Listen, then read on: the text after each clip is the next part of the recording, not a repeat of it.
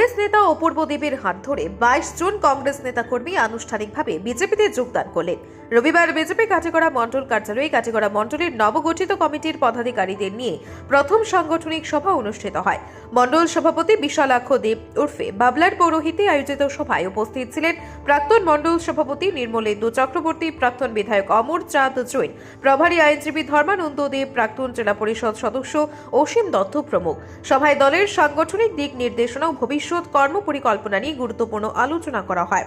পরে কাটিগড়া ব্লক কংগ্রেস সম্পাদক অপূর্ব দেব উর্ফে অরূপের নেতৃত্বে 22 জন কংগ্রেসের নেতাকর্মী বিজেপি দলে যোগদান করেন। গেরুয়া দলের নেতৃবর্গরা তাদেরকে দলীয় উত্তরীয় পতাকা প্রদান করে দলে স্বাগত জানান। তাছাড়াও নবগঠিত মণ্ডল কমিটির সকল কর্মকর্তা সহ শক্তি কেন্দ্র প্রমুখদের উত্তরীয় খাতা কলম প্রদান করে সংবর্ধনা প্রদান করা হয়।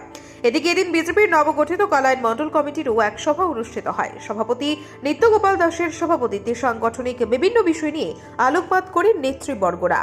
ব্যুরো রিপোর্ট, আজকের বরাক।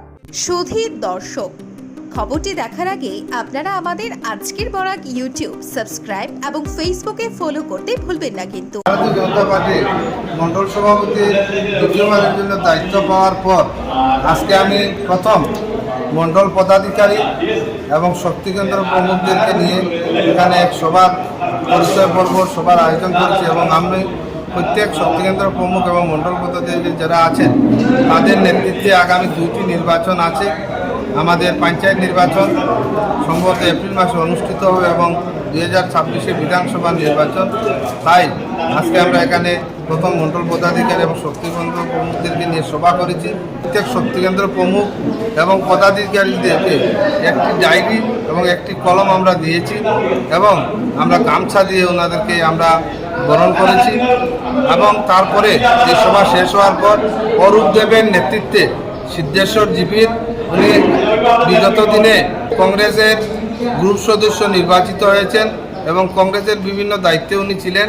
ওনার নেতৃত্বে আজকে আমরা 23 জন কংগ্রেস দল ছেড়ে আজকে ভারতীয় জনতা পার্টিতে যোগদান করেছেন অরূপ দেবের নেতৃত্বে। তাই অরূপ দেবকেও আমরা ধন্যবাদ জানাই, স্বাগত জানাই ভারতীয় জনতা পার্টি পরিবারে যোগদান করার জন্য।